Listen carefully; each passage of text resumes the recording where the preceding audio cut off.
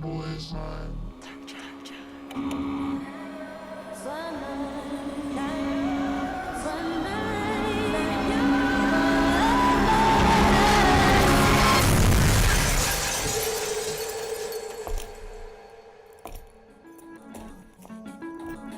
You ready? I've been ready. What are we waiting for? That boy is mine. Are you ready? Creed. By overwhelming demand, the Summer of '99 tour returns. July 27th, FedEx Forum. With very special guest, Daughtry. And Mammoth. Tickets on sale now at livenation.com. Don't miss Creed with Daughtry and Mammoth. The Summer of '99 tour. 1, 2, 3.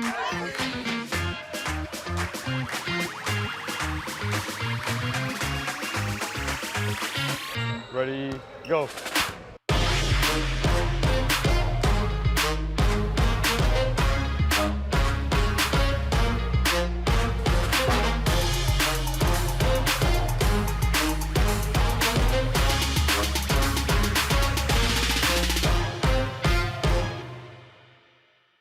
Sonic Radio. Welcome back to Sonic RNDIO. That spells radio with me, the CIO. This just in, the new Sonic $1.99 menu lets you build a crave-worthy meal for just $1.99 an item, whether that's a creamy shake, crispy tots, or a quarter-pound double cheeseburger. This just out. Ostriches. They're mean, not very cute, and in my opinion, way too big for a bird. Don't miss the Sonic Fun 99 menu. 5 items, always $1.99. Live free, eat Sonic. Tax not included. See menu for details.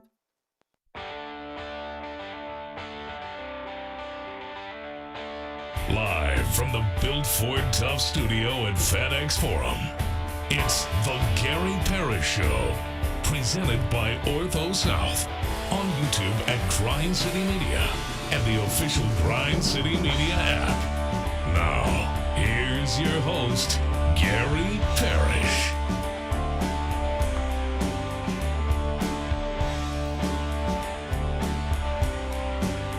All right, I'm here. My name is Gary Parrish, speaking to you from the Built Ford Tough studio, FedEx Forum, downtown Memphis. Bennett Doyle right there producing the program. Glad he's with me. Glad you're with me. Hope you're getting through the day best you can.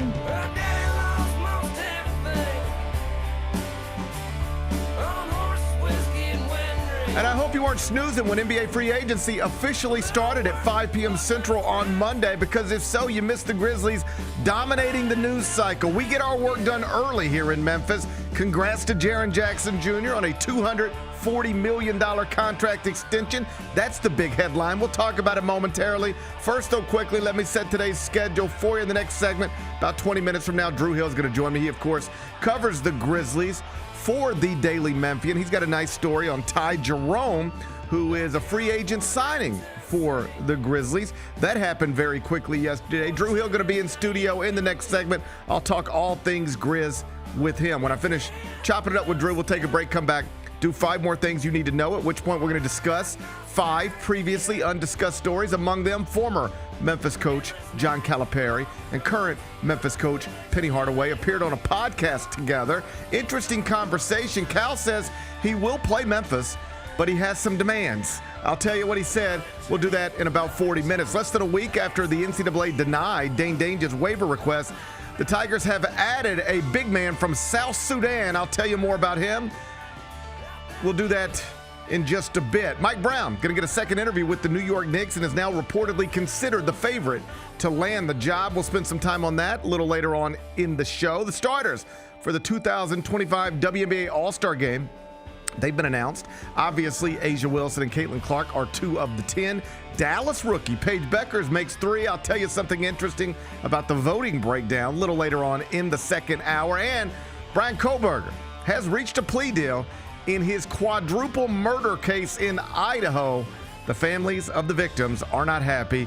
I'll tell you why during a segment. We call it 5 More Things You Need to Know. Then we'll eventually do GP's Carryout, and then we'll call it a day. So that's the rundown. We got a lot to get to, but I did want to start, obviously, with NBA free agency, because NBA free agency, it did get underway, Monday, 5 p.m. Central, and the Grizzlies were among the busiest franchises. In no particular order, they got, take a deep breath, Jaren Jackson Jr. to agree to a new 5-year, $240 million contract extension that takes him through the 2028-29 season and then has a player option for year 5.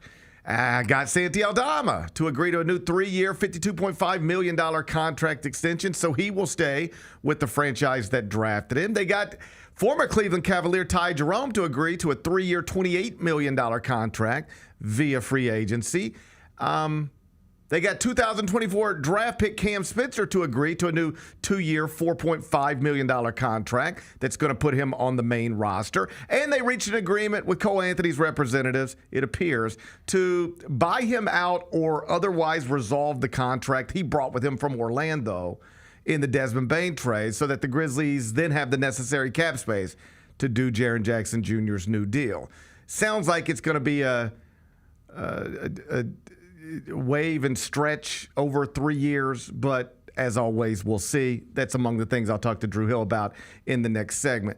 Big Bet Bennett, good to see you this morning. Everything I just mentioned happened in about the first 70 minutes of free agency. It was busy. On a scale of 1 to 7, how challenging did you find it to keep up with all of the Grizzlies' moves? It wasn't challenging at all. By the time you hit retweet, there was something else happening. Yeah, no, it was pretty great. I like getting it all out of the way right off the front end, so that was good to me. Yep. Like they really might have gotten most of their work, if not all of their work, done within the first 70 minutes of NBA free agency. And the biggest headline, undeniably, is the one connected to Jaren Jackson Jr. Let's just stop there and say congratulations. 5 years, $240 million. You don't ever expect, I think, when you're born to wake up one day and sign that type of contract. But eventually he will put pen to paper. And $240 million for Jaren Jackson Jr., the 2-time All-Star. I've seen some question just Twitter stuff. But, like, do you really want to be given $240 million to somebody who has never made All-NBA? And on the most surface level of surfaces, I guess I understand that. If only because the numbers are so big, they're hard to wrap your head around. Like Shaquille O'Neal, MVP, NBA champion, Hall of Famer, one of the greats of all time, made $292 million playing basketball in his entire career. Jaren will have made like $370 million by the age of 30. And the bulk of that will be a part of this $240 million contract extension. I know that sounds big to some, crazy to some, but this is just how things work. Like, this is what he cost. Why do you give Jaren $240 million? Answer, because if you don't, you risk eventually losing him for nothing. And you can't risk that. So this is what you do. And you feel good about it. And you also feel good about the way he feels about you. The tweets were nice. Jaren jumped on social media yesterday after all of this was announced and tweeted the following: "The M will teach you who you are with love. It's always grit and grind when we're out here at all cost. Still feel like I remember moving here yesterday. Year 7. I am incredibly thankful for everyone who has impacted my time here. To much more ahead. Always been the M." $240 million make anybody feel good about anything, I think. Yep. But he didn't have to do that.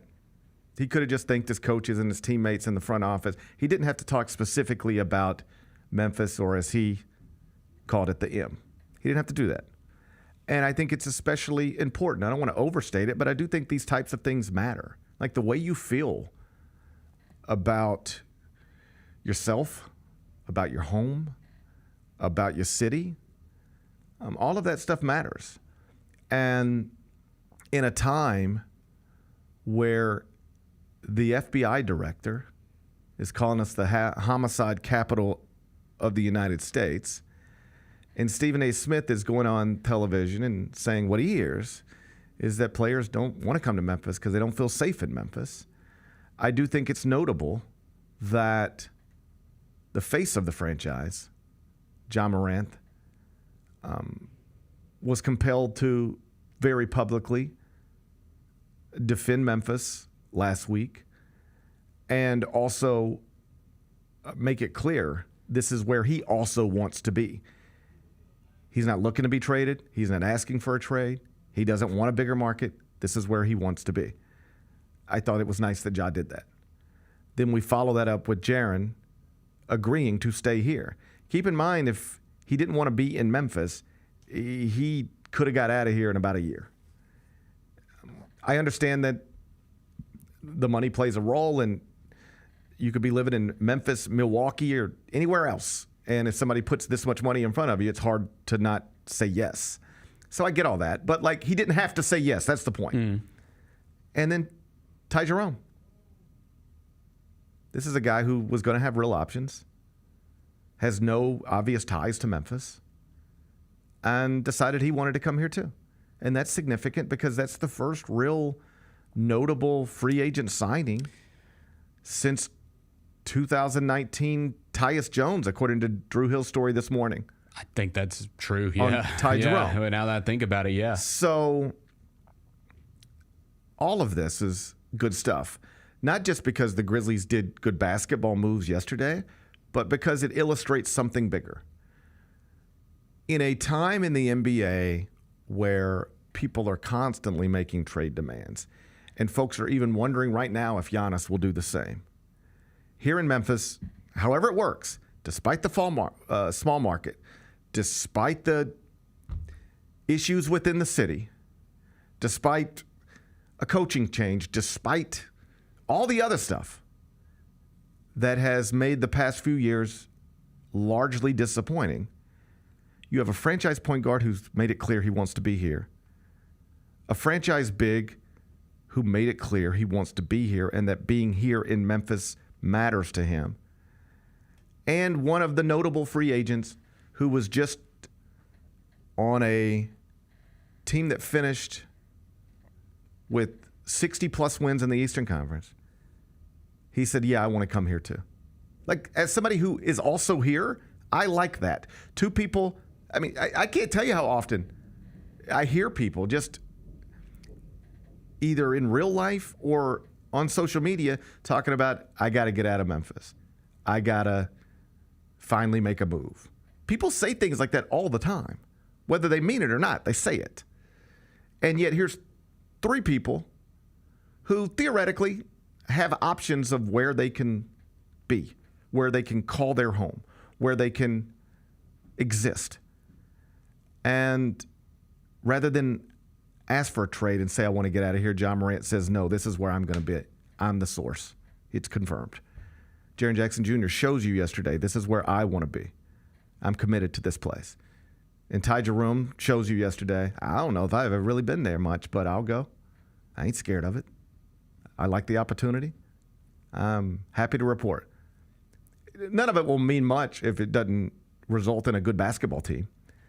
And there are some questions about, you take this basketball roster, put it against last season's basketball roster, did we really make ourselves better? And we talked about this a little bit yesterday. I think you can reasonably say, you ready for this? No.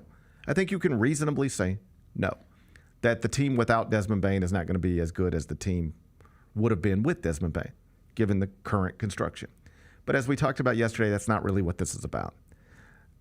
This is a process, and they had decided that the John Morant, Jaren Jackson, Desmond Bane big three was not going to work for a variety of reasons. It had not worked, certainly not in the postseason. It had not worked, and there were reasons to believe it never would in the ways that you wanted it to work. Once you reach that conclusion, then you're on to the next step, which is, okay, what do we do now? It always appeared obvious if there was going to be one of them moved out, it was going to be Desmond. That is what happened. And then at that point, you have a decision to make. Do you package these assets and go try to bring in a veteran who will help us now? Or do you take a big swing in the draft and hope that that raises the ceiling? Not in 2025-26 necessarily, but in 2026-27 and beyond. When Cedric Howard is no longer a 21-year-old rookie, but a 22-year-old second-year player, a 23-year-old third-year player. The bet here is that he can become something better pretty quickly than anybody they could have used these assets to go out and get. I don't know whether it's true, but that is the mindset, that you're going to look up and have more defensive versatility, more roster versatility, and a higher ceiling eventually. Yes, with John Jaren still on the roster. This isn't some 7-year plan. It's not some 10-year plan. It is a possible step backwards, not definite, but possible and probable step backwards in terms of record. That's what people think. Yeah. That is what people think. I think there's a chance that they're going to be better, but I obviously all the points you made, I can't argue with that. Yeah, I don't know. I think they're going to be better defensively. I'm not sitting here slamming my fists like this team is going to be worse and what are they doing? I don't know. I'm just saying if you look at the projections and listen to the basketball people, sure, they will tell you that this roster minus Desmond Bane is probably not as good as the roster with Desmond Bane. That's what they would tell you. Fair enough. Yeah. As always, we'll see. What if KCP has a bounce back season? What if Vince and or Gigi have bounce back seasons? What if Zach Edey, once he gets healthy, takes some big jump? Jalen Wells. What if Jalen Wells takes the normal jump you're supposed to take between years 1 and 2? Sure. What if Ja Morant returns to All-NBA caliber player and stays healthy? We can do this all day. Sure. What if Cedric Howard is Rookie of the Year? Right. I mean, we can do this all day. Yeah. And at that point, you're like, woo. But that's a lot of stuff that's got to go perfectly. Absolutely. And I don't know how long you lived here, but... Right, it never goes perfect. That's fair. It certainly doesn't feel like it does. And so we'll see how it plays out. There's still obvious roster questions, at least in terms of heading into this thing. A lot of people were hoping you would add a big to elevate that position, but also get you through the however many number of games you're going to have to play without Zach Edey. And they did not address that in the draft. They did not address that yesterday. It's an obvious, glaring thing. But the moves that happened yesterday, I think across the board, encouraging. I agree. Largely unsurprising, except for the Ty Jerome thing. And I should mention that Ty Jerome had not been bandied about as a likely Grizz target or option in free agency, if only because the instrument the Grizzlies had to use was not deemed incorrectly, obviously, but was not deemed enough to get Ty Jerome before this weekend, really. It was like the Grizzlies can offer about what they offer, 3 years, $28 million. And most people didn't think that was going to be enough to get that done. So it's like, would you like Ty Jerome? Sure. Can't afford him. So you probably won't get him. Well, like he fit into that slot. That surprised most people. Yeah. That was the only one that was kind of a surprise. I think we knew Cam Spencer would probably be converted into a main roster contract. I think we hoped Santi would get a new deal done. I think we hoped Jaren would get a new deal done. The Cole Anthony thing is going to be what it is. Not a lot of surprising moves, but like everything got done quickly. And it's a lot of stress and uncertainty taken off the table. There was a scenario where you and I and Jess and Chris and everybody else would be sitting at Media Day. And Jaren would sit down with us and we'd have to talk to him about this contract situation. Why didn't you agree to a deal? Do you still want to be here? Was the money just not right? What do you need to see? How important? Like all these things. It's been a 40-minute conversation if we wanted it to be. Now that's just off the table. Instead, he's going to sit down with us and we're going to say, congratulations. How was your off season? How's your direct deposit looking? You know, it'll be all good stuff. Yes. It'll all be good stuff. We don't have to have the other conversations. We can now have these. June 30th, 2025 goes down in history as, I think, a good day for the Memphis Grizzlies. Without question. And I think, too, just I wanted to say real quick, like just with Jaren and Santi, and obviously it's, you know, Jaren's a very polarizing player, like in the NBA, right? Because he's a big man who doesn't rebound. Yep. He gets in whether he gets into foul trouble, whatever your perception of foul trouble is, like he makes unnecessary fouls. People have a weird. Forever we've heard about max contracts, and you think max contracts go to people like Giannis and Jokic. Right. And SGA. Yeah, right. And you're not that. So why are you getting paid like that? It's just the way the system works. It's just the way it works. I mean, once upon a time, Mike Conley was the highest paid player in the league. NBA. Yeah. It's just the way the system works. But I think, too, like, sometimes we tend to focus too much on what guys can't do as opposed to what they're great at. And this applies to Santi, too, I think. Yeah. Like, Jaren is one of the great players in this league. Like, he deserves that money. And if the Grizzlies weren't going to give it to him, somebody else was going to give it to him. Like, and that is all you need to know. Yeah. Because if you don't think he's worth every penny you can give him, other franchises will reach a point where they believe he's worth every penny they can give him. Now, the pennies aren't the same. Sure. But somebody else was going to be willing, as soon as they could, to pay him everything they could pay him. So you better. You better. If you want to complain about the system, you don't like the system, then complain about the system to the clouds. But this is the system. This isn't even really a debate. You move things around till you can get what is as close to a match, as close to a max deal as you can get for him, and you put it on the table, and you make him turn away from it if he can do that. But most people can't, and he didn't. And that's good for him, and it's good for you. That was a good day. We could look up one day and you're complaining about paying this much money to somebody who did A, B, and C, but like that's just the nature of sports. I mean, Juan Soto just had like one of the great Junes of all time. But in May, people were complaining about how much money he made. You know, like even that guy is not immune to having his salary brought back up, even by his own fans.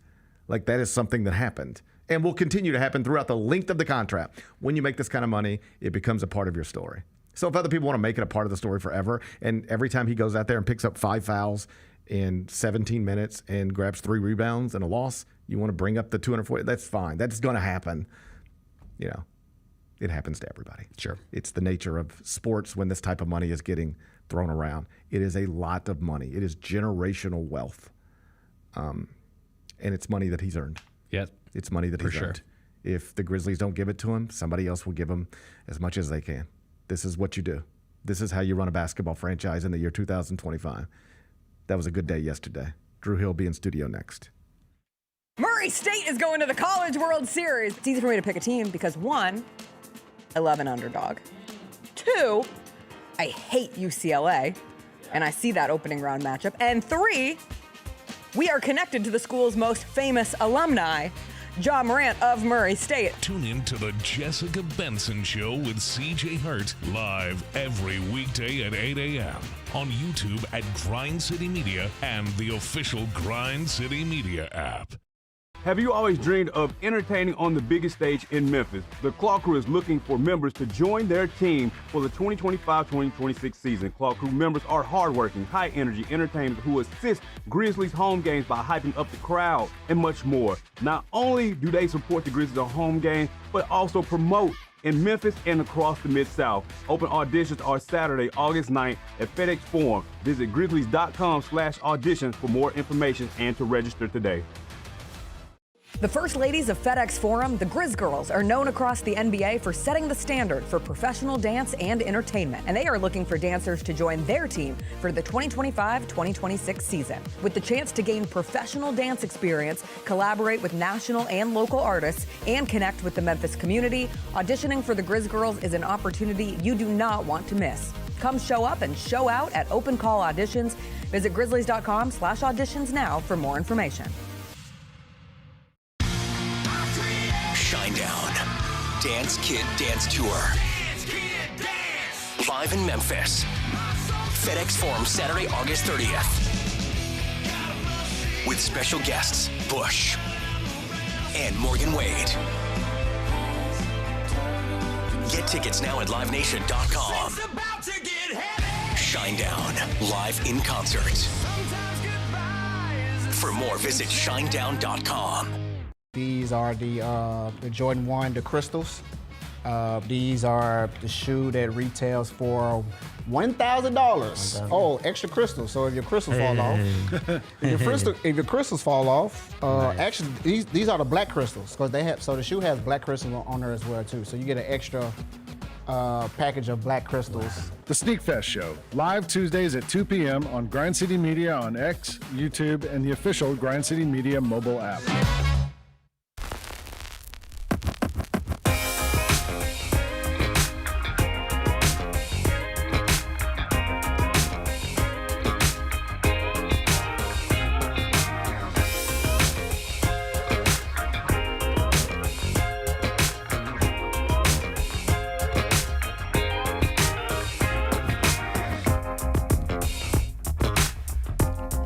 So NBA free agency got underway 5 o'clock Central on Monday, and some people were, I guess, bothered that we didn't have these big blockbuster headlines outside of maybe Jaren Jackson Jr. re-signing with the Grizzlies or Michael Porter Jr. getting moved. We got our big headline this morning.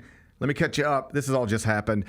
The Bucks have waived and stretched Damian Lillard over the next 5 seasons, his $113 million, and they do that in part to make room for Miles Turner. Miles Turner has left the Pacers to join the Bucks, and Damian Lillard is no longer a member of the Bucks organization. Drew Hill from the Daily Memphian, as previously announced, is in studio with me. We're going to talk Grizzlies in a second, but first off, you follow this league closer than most. What do you make of this development in Milwaukee? Yeah, it's a little shocking, right? I mean, crazy. I'm very curious to know the math on it. Obviously, just happened, so I don't think that's out there yet, but stretching a player over 5 years at that price, it's a lot of money that this team is going to have to eat.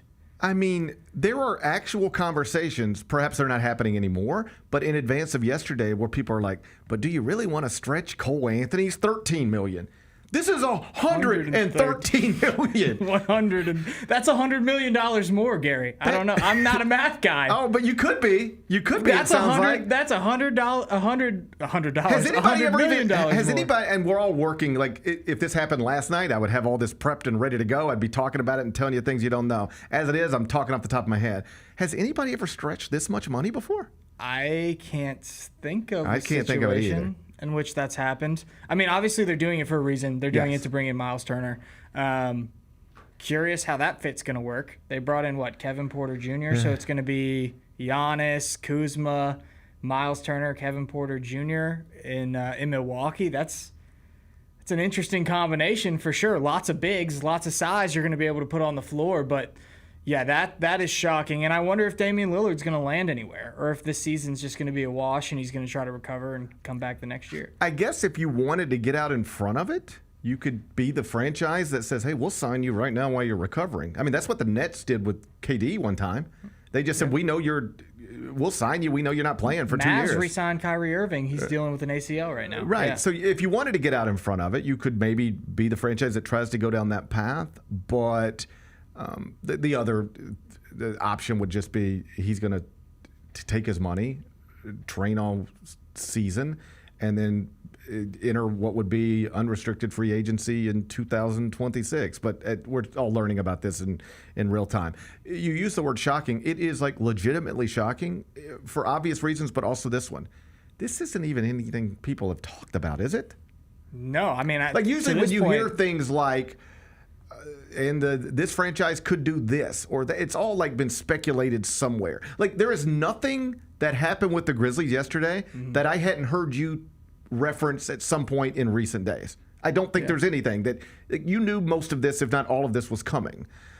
I haven't heard people mention, the Bucks could just waive and stretch Damian Lillard over 5 years, all $113 million. I haven't even heard that out there. Is this maybe what Shams was referencing when he said it was going to be a crazy day? Yeah. I think that maybe it came a day later than he thought, right. But this might have been what he was referencing. Because I did not think that, because people were giving him flack for that, and I was like, he's got to know something a little bit more. Right. Yeah. This is probably it, and he thought it would come last night instead of today. And so, but here we are. Big story, the biggest headline in the NBA, free agency as of this moment. Let's talk Grizzlies. Let's start with Jaren. Mm-hmm. You've spent a lot of time with him. He's been here a long time now. I think we knew this was the likely scenario, but you never know to you know, how much of a relief is it for the franchise, broadly speaking, to get this done so quickly once free agency officially begins? I think it's a big relief. There were reasons that Jaren could have waited and not taken a deal like this. You know, the Supermax would have been out there had he played really well this season on the last, year of his deal. And if you're Memphis, like, this was something that this chatter wasn't happening once the season ended and free agency was coming into the picture. This chatter was happening when the Grizzlies traded Marcus Smart, because this was something that was pointed out, which tells you how big of a priority it was to get something like this done. Jaren in every way has represented this franchise in a manner that is first class, and I think that the Grizzlies recognize that. I think it's easy to take for granted taking care of your own, and it's very important for a small market franchise like this one to keep their homegrown talent here for as long as possible. And I'm not taking that for granted, right? I am looking at this saying the Grizzlies did an outstanding job in getting this deal done, simply because, you know, it is not as easy as it might seem. And to have this done at the beginning of free agency, before you've even, you know, we know that they haven't made any moves officially yet, but they're going to have to make moves. We think they're going to probably waive and stretch Cole Anthony, or agree to a buyout of some sort there. And that's going to have to get done before Jaren can actually put the pen to paper. But to have it agreed to now, I think that's a very big deal for this franchise. I think it was important to get the deal done. I think he's an important piece to the future, and it was good for all sides here. You use the phrase, don't take this for granted, and I think that's important for people to understand, because there is an alternate version of all of this that gets really, really rough. I don't think this was ever a likely scenario, but it's not unheard of in NBA circles, given we are in a small market. There's the most prominent national media member who talks on television saying that he believes, because he's heard, that players don't want to be here because of the crime within the city, all the things we've all talked about forever. There is a scenario where in a market like this, a franchise like this, you fire a coach at the end of the season spirals the wrong way. You decide you've got to break up the core. You move Desmond Bane. I'm confident before you do something like that, you know exactly what John and Jaren think about it. But let's say they're not happy with it. And then they look up and they go, well, I thought if we're going to lose Dez, we're going to bring in somebody that looks like Dez and can fill that void. And instead, we just package stuff to move up 5 spots to take a guy who played 6 games at Washington State last season. And what Jaren could be, and somebody's telling Jaren, hey, you know you could be a Laker if you just slow play this a little bit. Go spend the rest of your career with Luka in Los Angeles. And then Ja's like, well, I'm tired of it anyway. People have been telling me since I got here I deserve something bigger. Maybe it's time for me to ask for a trade. Like, all this stuff is like not crazy to think about. And yet it's none of that. It's Ja seems happy. Jaren seems happy. The franchise seems to be in as good of a place as it could be right now, relatively speaking, all things considered. How would you respond to all that? Yeah, I mean, I think there's a real question of whether or not the team got better this offseason. That's fair. I think that is a total fair question to ask. And for that to be the case and for one of your best players to commit long-term to the franchise, I think speaks a lot of Jaren's relationship with the front office here, his feelings about the city, his feelings about living in Memphis, as you know, we all saw what Stephen A. had to say, and that all reflects well on Jaren. It should reflect well to the fans who watch him play every single night, and should be able to appreciate a player that does want to be here and that has been committed to the franchise. I think Jaren Sr. is a little bit to credit for this too, by the way, who's beloved in San Antonio. Like, I've been around San Antonio with Jaren Sr., and everyone there like loves the guy. And I think that's a great example for Jaren to get to watch when he was growing up. And now he has that sort of same situation here in Memphis. He hasn't won a championship yet, but he has belief in what this franchise can do. And again, it is not something that you can take for granted, especially given the Grizzlies situation, as you point out, and especially in a small market, because we've seen the biggest of stars. Yeah. Not even players like Jaren Jackson, bigger stars than Jaren Jackson, leave their hometown LeBron James left Cleveland at one point. He went back to Cleveland, which I think sort of tied the story all together. But, that's a place that he lived his entire life. And he left there in free agency for what he viewed to be a better opportunity. So I think it is a big deal that Jaren Jackson Jr. has committed to the franchise once again, and that he's going to be here for a long time. And now it does create a scenario let's be honest about this, right? Let's just be super honest. Yes, he's committing to this team in this future.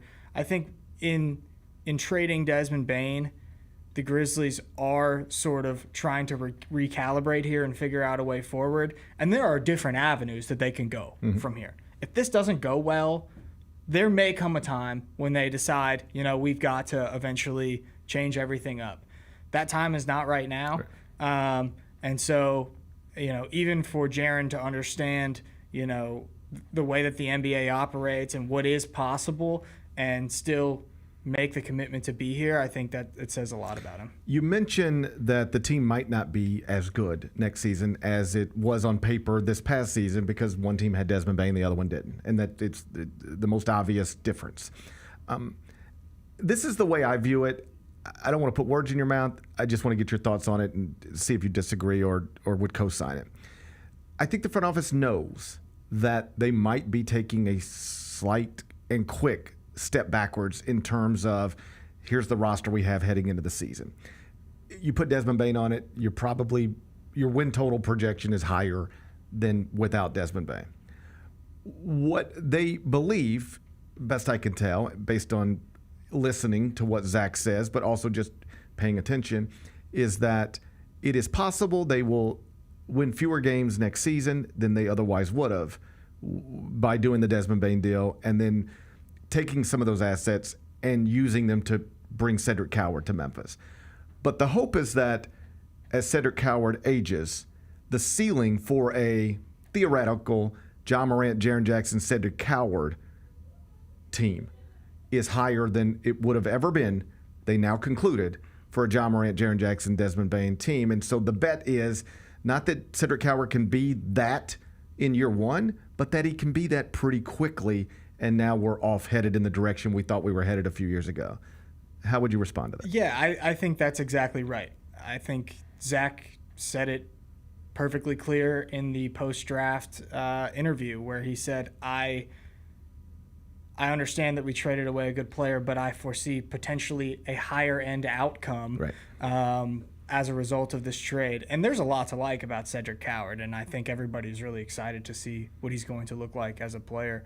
But that's at the core of what the Grizzlies have done, is find a way to set themselves up for what could be a brighter future in the next year or 2 years, and being real with themselves and saying, we don't think adding one veteran player is going to get us to the level of Houston or Oklahoma City. Right.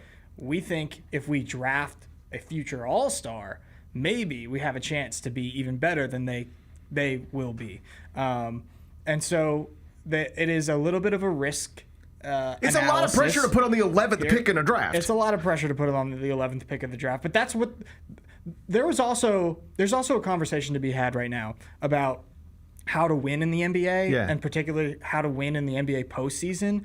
When you look at OKC and Indiana, they just had so many quality players that they could put on the court at one time. They never had players that were out there in the finals where you felt like they weren't good enough to be on the floor. That's right. I don't know if the Grizzlies had enough quality players last season to feel great about their potential in a finals series or a Western Conference finals series. And I think by breaking the Bane contract up into multiple other pieces, maybe you're adding more quantity to the equation here, and that may be beneficial, but also by breaking it up into more pieces, but also adding young pieces, you're not only adding more quantity, but you're adding the opportunity for this to be a higher end outcome, as Zach Kleiman said, because it's the draft where you can find potential all-stars. It's very rare for a team to make a trade for a player and that player eventually does become an all-star. So I think that's exactly what the Grizzlies are doing. They're searching for the highest end outcome they can possibly get. In a way, I think this also applies to Ty Jerome, who we saw them bring in yesterday, which he was maybe the only piece that was slightly of surprise. And correct me if I'm wrong, but it's more or less because if we were having a Ty Jerome conversation, let's say 2 weeks ago, let's say I had you in 2 weeks ago, and I said, let me ask you about Ty Jerome. Would you have told me, well, Ty Jerome would be great, but they're not going to be able to afford him. He's going to be priced out of their market. I would have probably told you that on Friday. Okay, right. So we just didn't know that he was affordable.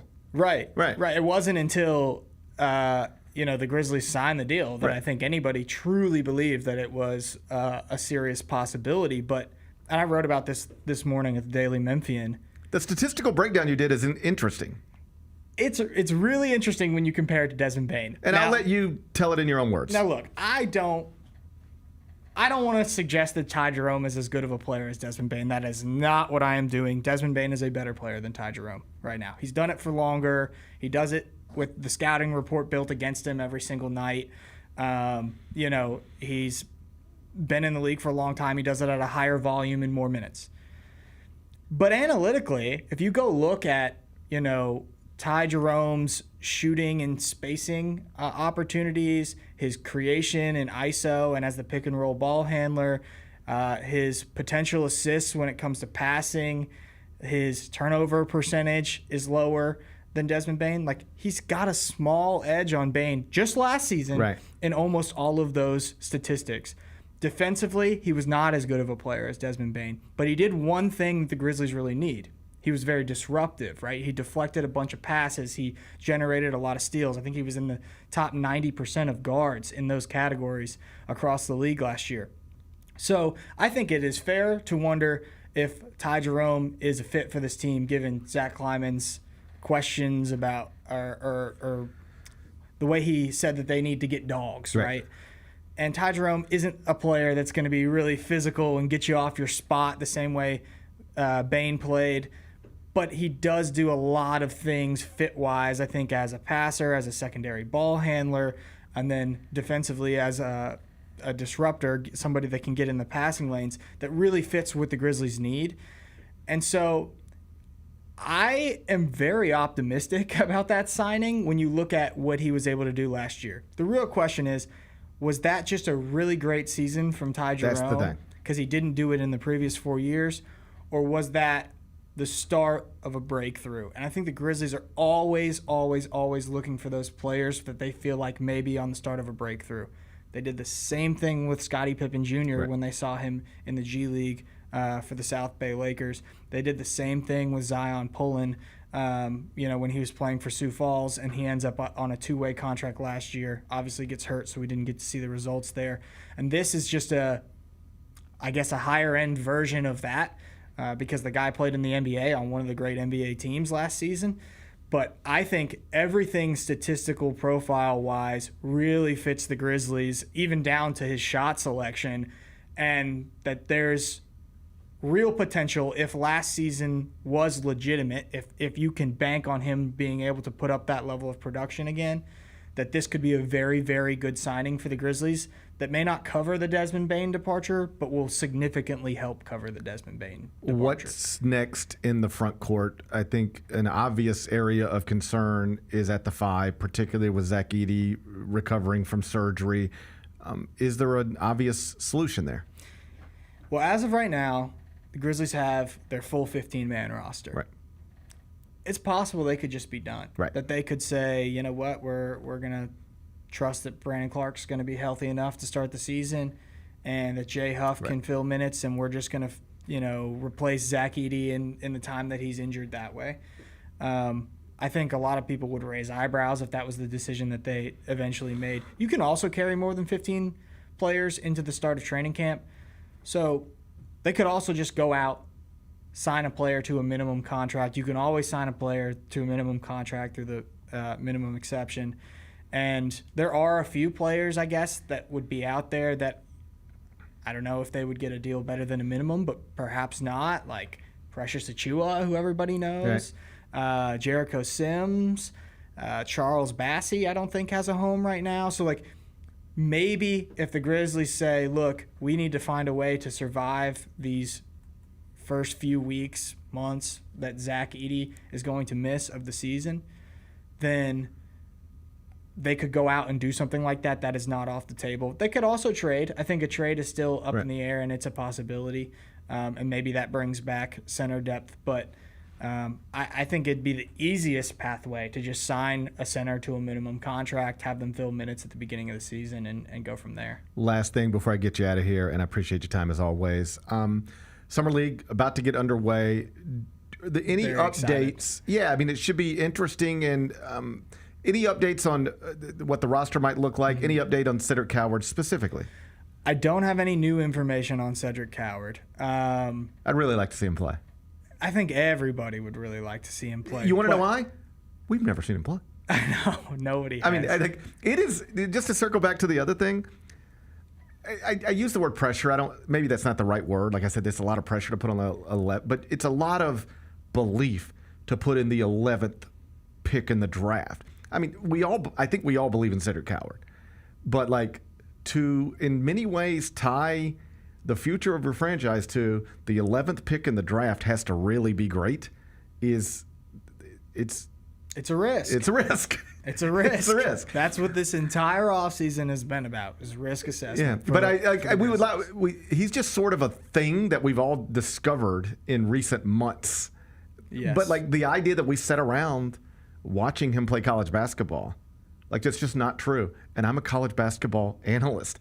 The idea that I think you know a little bit about college basketball. But I would be lying to you if I told you I ever sat down in front of a television and watched Cedric Coward play a basketball game. Yeah. That is not true. And if I did do it, I didn't even know I was doing it. So I've seen all the Synergy, YouTube. I've read everything there is to read. I'm a believer. But none of us have ever really seen this in real time. Yeah, I wish we had a more firm update in terms of his availability. Yeah. But what I would say is, like, that shoulder surgery he had, it was a labrum, but also a rotator cuff. Yeah. Those are pretty serious. Obviously, didn't impact his shooting in the workouts, because everything I've heard about the workout he did in Memphis on Monday before the draft was that it was one of the best, like, period that they have seen. So I think that if he does play, it'll probably be limited. Just because they need to be careful with the shoulder. And like you said, they're banking on this kid to turn out to be a pretty good player in the league. So there's him. Gigi, I think, is a player people are wanting to see. Jalen Wells has expressed interest in playing in Summer League. I think we'll see on him. I expect we're going to get a roster update pretty soon. And then the other rookies, Javon Small and Jemai Meshack, they will be interesting to watch as well. And I think with Meshack in particular, there could be some competition for a final two-way spot for the Grizzlies. And so, he will need to play well, and I think that those games will be a little bit higher stakes for a player like him. So it should be fun. I mean, I'm looking forward to it. With Jalen Wells, I think what you would want is what you see every summer somewhere, which is the second-year player goes to Summer League and is so good then they pull him out. Yeah just let him play point guard. Let him get some time on the ball. Play 2 games and then be so good we don't need to see this anymore, right? That's exactly. And then with Cedric Coward, when I say I would love to see him play, it just means I would love to see him play. It doesn't mean I think they should play him if he's not ready to play. Obviously, do what's best for him long term. I don't need to see him play so badly in Summer League that I want any risk involved in that part of this. But people are excited about him. He is, one way or another, he is going to be a big part of this franchise. Cedric Coward's name will matter to this franchise for a long time, regardless of how this goes. No matter how it goes. It'll either be, that was amazing that we put the stock in this young man, and now look where we're at, or, oh, it was a mistake to put this much stock in this young man, and now it wasn't just a slight step back. it's a real step back, and now we don't know where we're going. I want to see Cedric Coward play in Summer League for two reasons. One, I want to see him in a basketball uniform because his arms are incredibly long, but it's a lot harder to see in a suit. Right. I don't know. It's just that I just want to see the physical tools that everybody became so enamored with. So I want to see that. And then also because he is an awesome interview. Like, he is a great talker. Matt Norlander called him so excited to talk. One of the 5 best interviews he's ever done of a college athlete, and he said, I've probably done 400. Yeah, I saw that clip, and I took note of it before we talked to Cedric. And, yeah, and he's just so – it's infectious how excited he is for all of this. One thing I pointed out, I tried to share from the introductory press conference that I thought was so great was that they finish the interview. They tell everybody to sit down. It's time for photos. So everybody remains seated. Member of Grizzlies communication staff brings the jerseys in, carries them to the side of the stage, hands all 3 players their jerseys, and the first thing that Cedric Coward does is look at the name on the back and go, oh my gosh, it's stitched on. This is the real thing. Mom, the jersey's stitched on. Oh, and I just great. was like, that is, sometimes it's the little details that make the dream feel real. And for a guy that came from Division III basketball and has that story, that was cool to me. That was really cool to me for him to be so excited about how the quality of the jerseys in the NBA. Well, it's the point I made about Ace Bailey reporting to Salt Lake City. It might not be if you said, Ace, 5 weeks ago, list me 5 places you'd like to play. He might never put Salt Lake City. If you said list 25, he might not get to Salt Lake City. But once you're there, just like once Cedric Coward's here, everything you're experiencing is the best and coolest thing you've ever experienced. Like Cedric Coward walked into FedEx Forum the other day, and he's on the display out there. I bet he's never been on the display of an arena in his life. That's the first, there's little stuff like this. We think of these people as lottery picks, but this is all very new to him. In not unlike how it was all very new to Ja. Ja didn't come from Duke or North Carolina. He came from Murray State. He was a third-leading scorer on an OVC team his freshman year of college. And then I know Memphis is in L.A., but Memphis is the coolest thing Cedric Coward's ever seen. And I'm not surprised to hear he was just blown away by the little things this is the nicest jersey that my name's ever been on. This is the nicest jersey my name's ever been on. Yeah. Is a really cool thing to experience. Yeah. I love everything about it, whether he plays or not. Summer League should be exciting, and you're going, right? Yeah, I'll be there. So when you leave? I am not going to leave on the 5th, which is the day of the first game, just for Salt Lake City, because I have a pregnant wife at home, and it's the 4th of July weekend, and that's tough. And I'm also going to go to Vegas for a while. When's the due date? December. Okay. December. Right in the middle of the season. So, yeah. Every one of my kids was also born right in the middle of basketball season. Yeah. We'll get through it. We will get through it. Mom and Dad will come help when they need to, and but we're super excited about it, and it'll be great. And I'll be leaving on the 6th. I'll be there for the last 2 games of Salt Lake City, and then for a big chunk of Las Vegas. So really excited. It'll be really fun. Salt Lake City, really, and Vegas, great opportunities to get to know these players on a personal level. Oh, yeah. And I think it gets reflected in our work at the Daily Memphian, so make sure you go check it out. You keep us informed. We appreciate it. Thank you for being here. Yep. We'll be reading you from Salt Lake City and from Las Vegas. That's Drew Hill, Daily Memphian. Go check out his piece on Ty Jerome, the free agent signing. You can find it right now, dailymemphian.com. When we come back, Penny Hardaway, John Calipari, former Memphis coach, current Memphis coach, appeared together on a podcast. It was published yesterday. Interesting comments. Cal, among other things, said he will play the University of Memphis, but he has one stipulation that the University of Memphis needs to do. I'll tell you what it is. We'll dive into that next. Gary Parrish Show, presented by Ortho South. It's time for our Pick Six, Mike. 6 classics that we're most looking forward to in the 2025 football season. Las Vegas, obviously, that's the Grambling State University, Jackson State University clash. They're taking 2 iconic HBCU brands going to an NFL stadium in Las Vegas. Get all of your HBCU sports and culture news by tuning in to HBCU Huddle, with CJ Hurt and Mike Wallace. New episodes drop every Thursday on grindcitymedia.com, YouTube, and Spotify. Grizzlies fans know it's the team that gives you the edge. Big River Steel does too. And much like the Grizzlies have recruited legendary talent, we want you to be part of our team. Are you ready to be part of something legendary? Then visit www.bigriversteel.com. That's www.bigriversteel.com.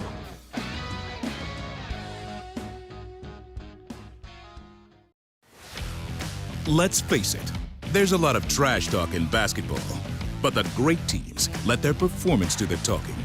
Like Ford F-150 with Pro Power on board, a class-exclusive industry-first feature that turns your truck into a mobile generator and leaves the competition speechless. Ford F-150, official truck of the Grizzlies. Greatness starts here at your Mid-South Ford dealer. Class is full-size pickups under 8,500 pounds, GVWR. Kroger shoppers and Grizz fans, want exclusive last-minute discounted ticket deals texted straight to you during the Grizzlies 2024-2025 season? Sign up with the new Kroger Buzzer Beater deal. Fans can sign up by texting Grizz to 636-479 or visit your local Kroger store in the Delta Division and scan the QR code. By signing up, you agree to receive recurring automated promotional and personalized marketing text messages from the Memphis Grizzlies. Consent is not a condition of any purchase. Message frequency varies. Message and data rates may apply. Catch us if you can at Southland Casino Hotel and win your share of up to $1.8 million in free play and prizes. Join us for drawings every Saturday in May, June, and July. Each month, over 900 winners will take home free play or drive off in a new car or motorcycle. Be there for all 6 grand finale drawings and try to catch us if you can, only at Southland Casino Hotel. Must be 21 up. Play responsibly. For help quitting, call 800-522-4700.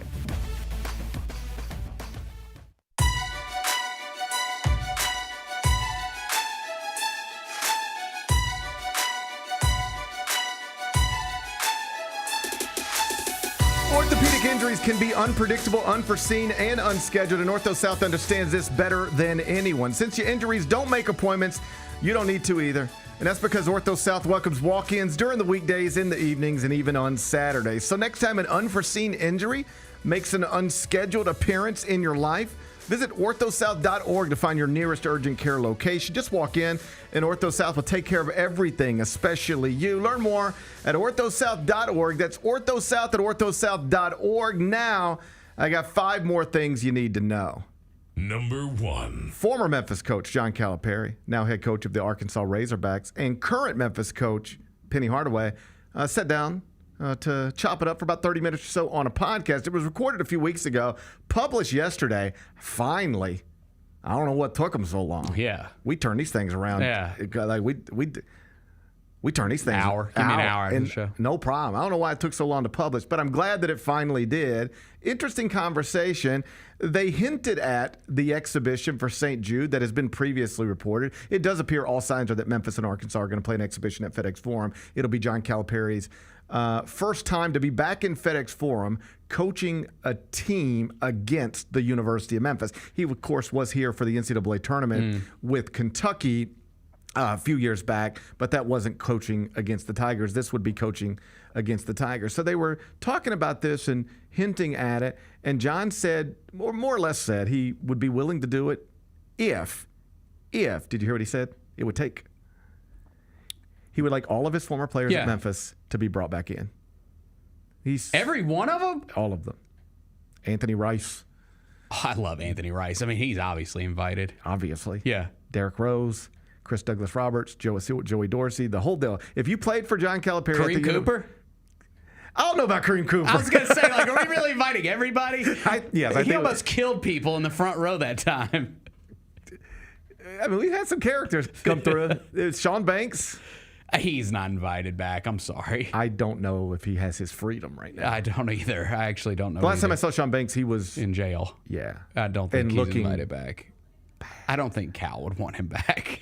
I don't think if we're being honest. If we're being honest, by like October of his sophomore year, Cal didn't want him back. Yes. If we're being honest, Cal didn't want him back then. Tank Beavers. Rest in peace, Tank Beavers. You don't remember Tank Beavers. I remember Tank. Dude, I'm a Memphis Tigers historian, all right? Tank Beavers got shot at like a TGI Fridays or something. It's been some interesting characters come through that program. Yeah. John wants them all to come back. Okay. Maybe not Kareem Cooper, but what if I like Kareem what if Cooper. he actually I was said kidding. that? I like Kareem What if he Cooper. actually said that to Penny? He's like, listen, I will do this. I'll do this. Yeah. You know how John talks. I'll do this. But one thing, they're going to have to bring back all of my players. And Penny's like, all the players? Everybody who played for you at Memphis? He's like, yes, except Kareem Cooper. That wouldn't be fair. That wouldn't be fair. It would be rough to single out Kareem Cooper. Yes. I don't know that Kareem Cooper deserves that. No, I don't think so either. So John says, if all my players can be, he didn't explicitly say flown back here, but like the indicate, like send a plane to Detroit or wherever Chris Douglas Roberts is, get him. Send a plane to go get Anthony Rice. Send a plane to go get everybody. Let's bring them all here, and let's really make this into something. Now, what you were more or less asking on some level, like you got to. I'll play if you celebrate me. I'll play if you just do this. What I say. I'll play if you do these extra things that you shouldn't have to do. Like Memphis could schedule an exhibition to raise money for St. Jude against anybody that would be willing to do it, and never in that conversation would somebody say, if you fly 50 extra people to Memphis for the weekend. So this is just an extra thing. John's got to win every negotiation. John's got to feel. He does. This is the nature of John Calipari. He's got to feel like he's getting everything he can out of everything, right? So this isn't unexpected. And here's the thing. I know some people might say, who is he to just do it? Just do it. And here's why. Just do it. Because if you could lock in somehow a St. Jude-centric event that is a regular season game between Memphis and Arkansas every season, you do that. Like that is a big time game. That will get national eyeballs. That is a big time game. I would like to have Memphis and Arkansas playing annually, regardless of who the coaches are. This isn't even a John Calipari thing. That's it. I would like for Memphis and Arkansas to play annually, regardless of the coaches. I think it's especially cool when one of the coaches is John Calipari and the other coach is Penny Hardaway. I am for this. And though I, like anybody else, could get tired of John's demands, roll my eyes at them. Like there's never been anybody that's negotiated with John Calipari who hasn't rolled their eyes at the negotiation. I remember a conversation with Mark Few one time, and I say this because I've said it before, and Mark would laugh about it. It's just a funny John Calipari story. When they were trying to negotiate the Memphis-Gonzaga series way back when, they were like, yeah, let's do it, and let's play in January or February. I'll break out of my league. You break out of your league. We both dominate our leagues. We'll play each other. We'll put it on ESPN. It'll be a big deal, and we'll test ourselves after beating up on the UABs and Rices of the world for several weeks in a row. And it's like, all right, let's just do it. We'll do 2 there and 2 here. And John says, fine, but we're not going to play you at the Kennel. We'll play you in downtown Spokane, the downtown arena. And Mark's like, what? No, we'll play it at the Kennel. That's our campus arena. And John said, but I'm not asking you to play on my campus. So why should I have to play on your campus? I swear to God, this is a real story. And Mark's like, what? Well, John, you don't have a campus arena. You don't have a campus arena. Why? We're playing you in your home arena. Yeah, but you're playing me in downtown Memphis off campus. So wouldn't it be fair I play you in downtown Spokane off campus? How's that not fair? Because we're playing in your home arena in Memphis, and you're taking us out of our home arena in Spokane. I'm willing to play in downtown Memphis, and I'm willing to play in downtown Spokane. What is the problem? And finally, Mark's like, okay, whatever, dude. I don't care. I'm going fly fishing. Okay, we'll just play you wherever. Just tell me where the game is, and I'll have my team ready. But like Memphis and Gonzaga have real basketball history. John never played in the Kennel. And when he signed a deal at Kentucky with Gonzaga, same thing. They played at downtown Spokane. Every time. He will not go to the Kennel. I think he was going to go to the Kennel in the final year, maybe a 6-year deal. And year 6 would be on campus at the Kennel. And people joked at the time he won't even be coaching Kentucky then. And so here we are. So he just has to win these negotiations. I think he enjoys. Yeah, getting one up. Yeah. He enjoys that part of it.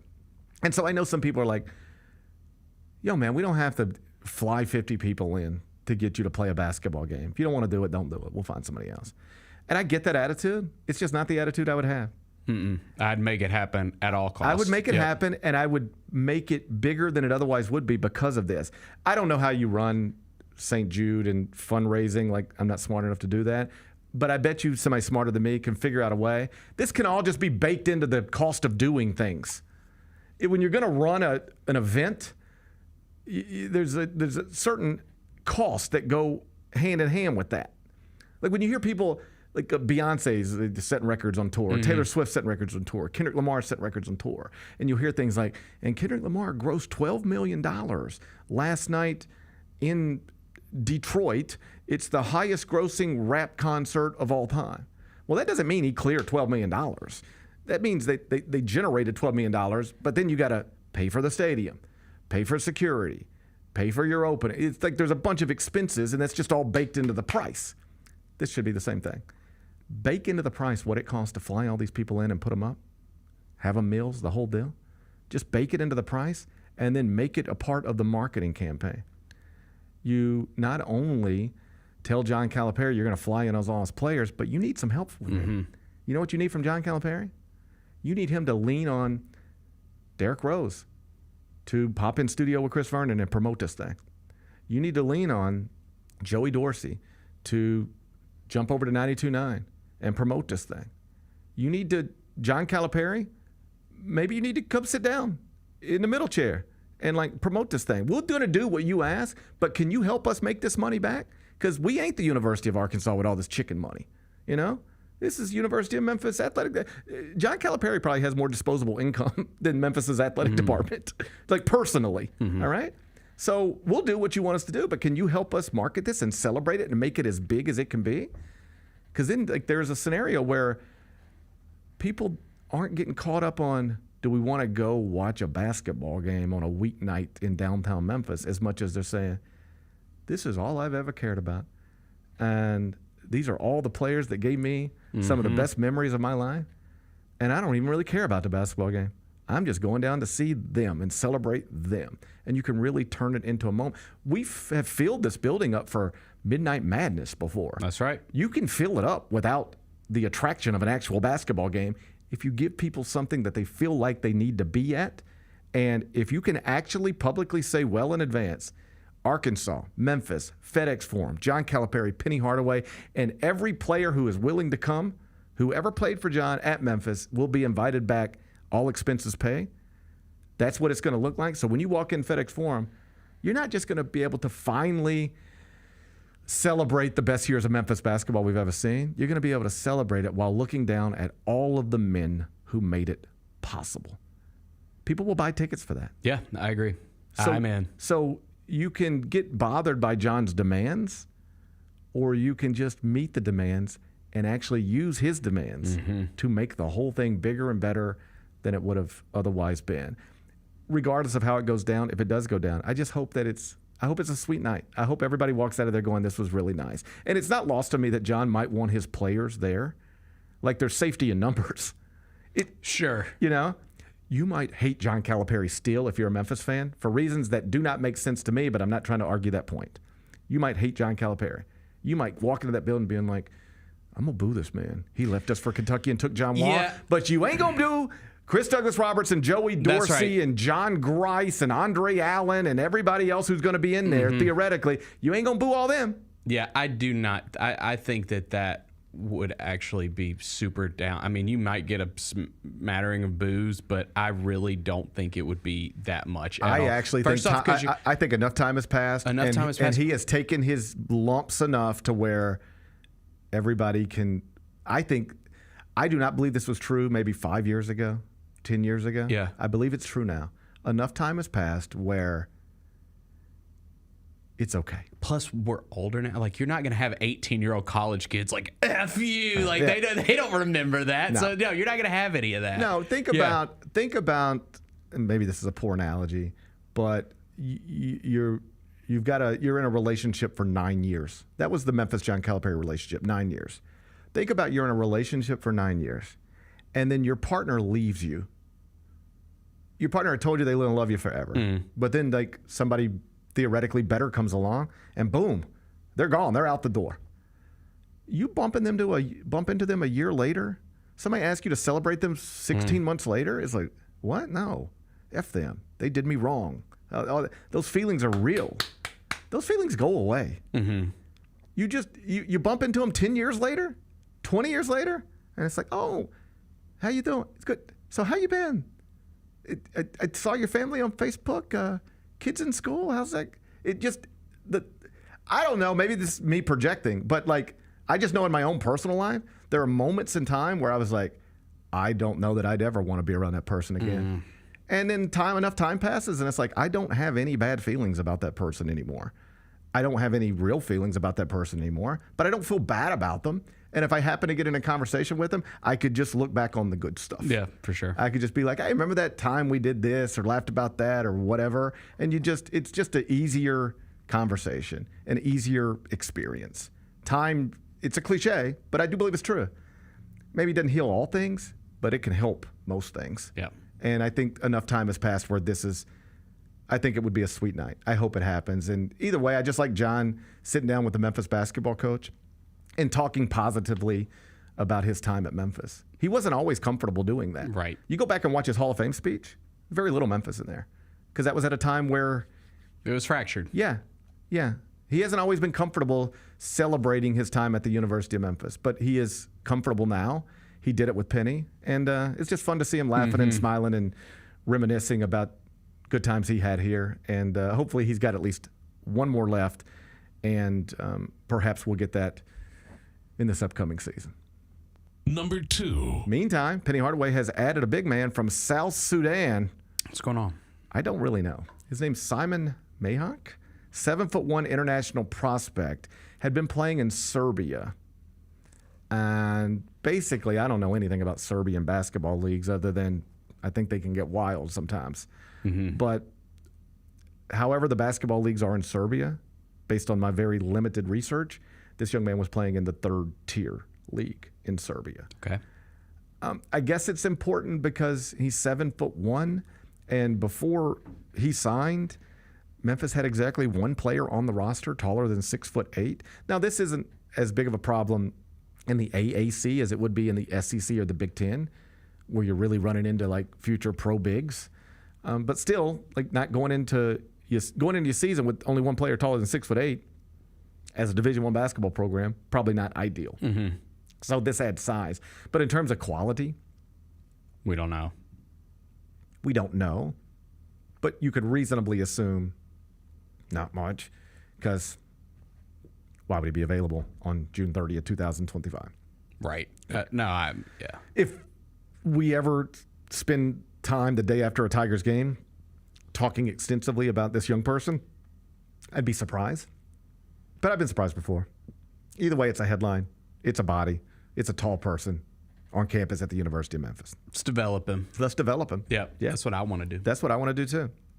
Number 3. Mike Brown is reportedly going to get a second interview with the New York Knicks and is now, I don't know about widely regarded, but in some circles regarded as the leading candidate to replace Tom Thibodeau in Midtown Manhattan. How you feel about Mike Brown?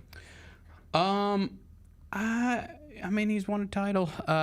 He's had a lot of success. I just, again, I think they made a huge mistake. I understand that Tom Thibodeau wears out his welcome in places and clearly clashes with front offices. He's a great basketball coach, and they had a ton of success with him, the most success they've had in forever. So I would not have moved on. I would have just accepted this just is what it is, because I'm not sure that that's an upgrade.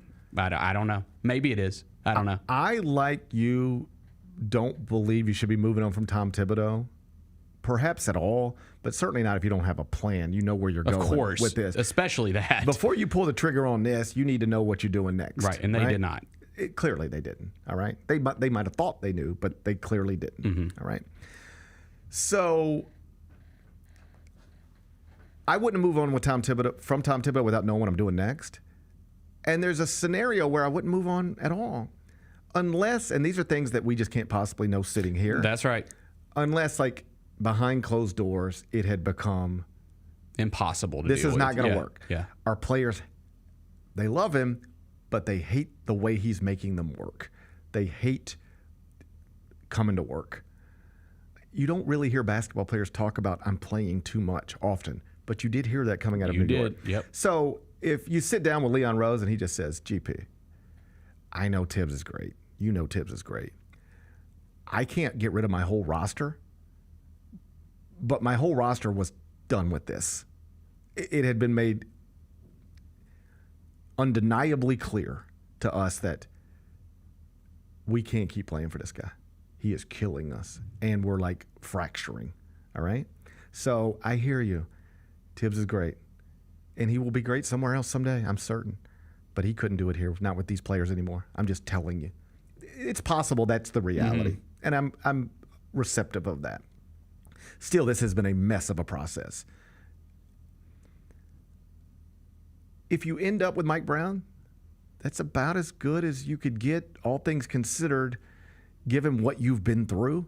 Because Mike Brown is, like, he's a 2-time NBA Coach of the Year. Yeah, he's done things in this league for sure. And now there are also NBA Coaches of the Year who are completely unemployed right now. You know, just being an NBA Coach of the Year does not make you an all-time great coach. It just means that you had a nice season. A lot of people voted for you that one time. But he has done it twice. And this means more to me than that even. I always like doing this. Basketball players, you can just see that. Coaching, you can see, but still, I like to talk to basketball players about basketball coaches, particularly basketball players who have played for certain basketball coaches. Now it's not even a thing. Like if you say, who's the best basketball coaches in the world? Somebody will say Spo, and somebody will say, before Pop retired, Pop. But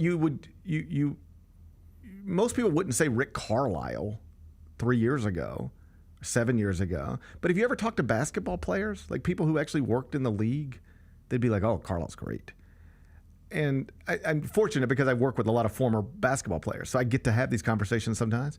My point, people say positive things about Mike Brown. Yep. Like when you ask them, how's Mike Brown? They're like, oh, he's good. Oh, he's sharp. Oh, he's good. People like Mike Brown. So if I'm the Knicks, I don't like how we ended up going through this process. It's been embarrassing and confusing. But if like Mike Brown's just the next head coach of the New York Knicks, I don't think that's the worst thing in the world. No, I still think they'll be really good. They should be really good. They'll have a chance to do what they did this past year. Yep. Well, I mean, I think even a better chance. Yep. Regardless of who the coach is, just because Jason Tatum is not playing. Right. Tyrese Halliburton is not playing. We don't know what the hell's going on with the Bucks right now. We don't know what's going on with Milwaukee. Right. Like, yeah, almost regardless of who's coaching the Knicks, you should have a shot to bust through right now. And if that coach is Mike Brown, well, then that's somebody people respect within the league. So if I'm the Knicks, second interview, third interview, I'd just get this done. I'd be ready to call this a day and just get me my Mike Brown and let's move on with it. Yeah. So it seems like that's where this is headed. Second interview to come, and we'll see where it goes from there. Number 4. The All-Star Game starters have been announced in the WNBA. And no surprise, A'ja Wilson is going to start. Caitlin Clark is obviously going to start. Rookie Paige Beckers from Dallas is going to start. About that. You don't get rookies starting in All-Star games all the time. Paige Beckers is going to be the exception to that rule. But did you see the voting breakdown? This is interesting. So the way voting works for the WNBA All-Star game is there's a fan vote, and then there's a media vote, and then there's a player vote. So basically, your media, Bennett, I'm going to send you a ballot, and I'm oversimplifying it, but this is basically what you're doing. And you're just going to rank 14 players. Just 1, 2, 3, 4, 5. You just rank them in whatever order you think they deserve to be in the 2025 WNBA All-Star game. All right? And then I'm going to send the same piece of paper to the players, and I'll be like, you guys do the same thing. Just rank them number 1, A'ja Wilson. I'll start it for you. Number 1, A'ja Wilson, if that's the way you want to do it, right? And then we'll do it with the fans as well. Okay. No surprise who won the fan vote. Caitlin. Of course. Yeah. She finished first in fan voting.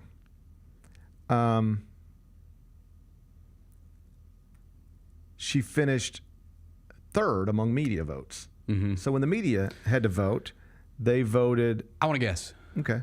I'll say A'ja Wilson was number 1. She wasn't actually. At least third.